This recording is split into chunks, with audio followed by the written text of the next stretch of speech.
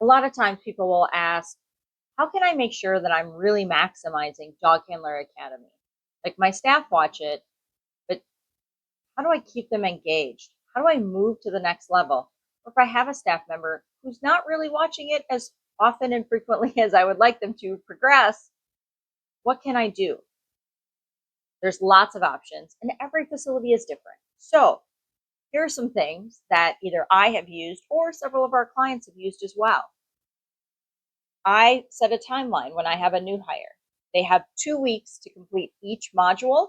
So that way, at the end of 60 days, they should be very well versed, and I should be very comfortable in allowing them to be in my play groups unaccompanied or unsupervised in that manner. I also, every time they complete a module, they have the opportunity for a raise. So, depending on how many modules you require them to get through, in order to really become a productive person where they're not just an extra during the shift because they're learning.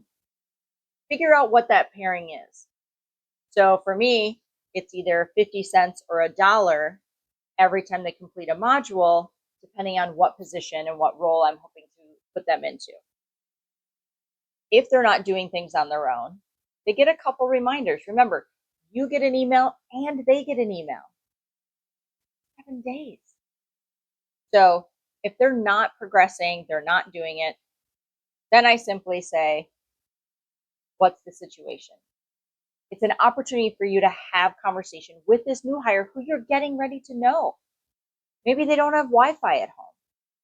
Maybe they have used up all their phone data. It happens. I have gift cards to the local coffee shop that has free Wi-Fi. So I'll be like, hey, you're done with your shift at 1 o'clock. You got anything going on tomorrow? Nope. Great. Here's a $20 gift card. After your shift tomorrow, go to the coffee shop, get yourself through some of these videos. It's a way to show them that you've invested in them, not just in their education, but in their personal life as well. If you're like, I don't want to pay them an extra 20 bucks. I'm already going to pay them for this. I'm already going to pay them for that. No worries. So start scheduling them an extra hour at the end of their shift or an extra half an hour at the end of their shift to go sit somewhere in your building and watch the videos. The key with that, though, is make sure they're sitting somewhere where it's uninterrupted and that they have headphones for their phone. Because if you're asking them to go sit in the grooming room while the groomer's doing stuff, too distracting. If you have a break room where staff are coming in and out and grabbing a soda and grabbing a snack, too distracting. They're not going to be focused on the videos. So think of that ahead of time and make sure that you're letting them know that you're scheduling them to do their videos. I will tell you that scheduling them at the end of their shift versus at the beginning of their shift usually is a lot better for them to be focused, because they'll also, as they're watching the videos, be thinking of things that they just encountered in daycare or that they saw in daycare as they were training that really will help to sink in why this is so important. Now, if they work the night shift, then maybe your only option is to schedule them beforehand. Not a problem.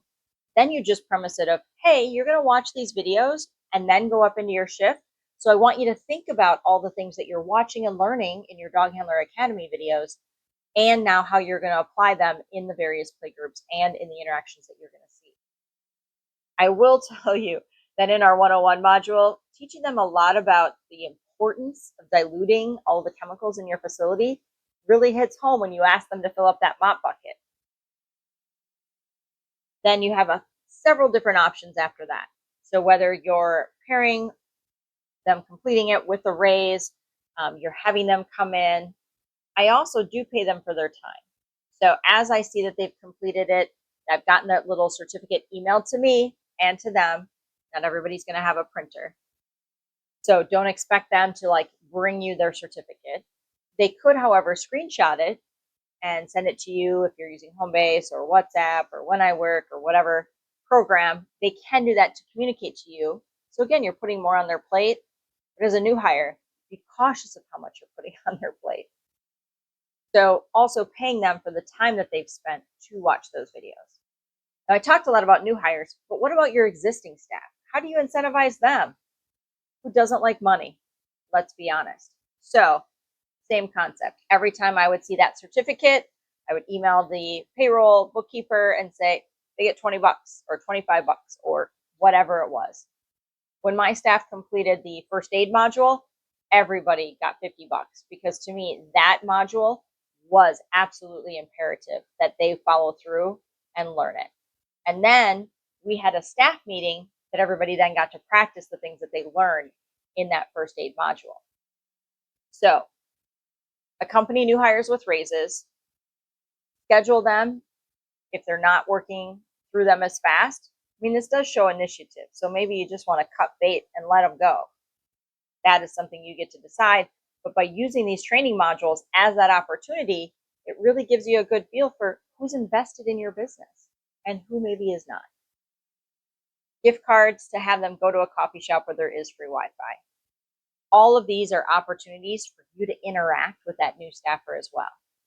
You know, when they say people don't quit jobs, they quit bosses, new hires are super insecure and they don't know what questions to ask. They're not going to come up and approach you. So all of this is meant for you to be able to approach them or your manager to approach them. Really think of it that way.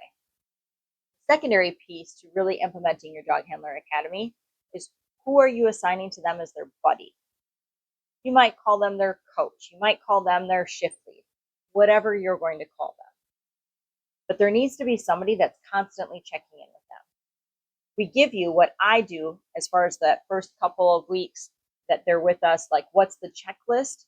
And that checklist is always assigned to somebody that they are going to be working with on majority of their shifts. Maybe not every shift, but the majority of their shifts.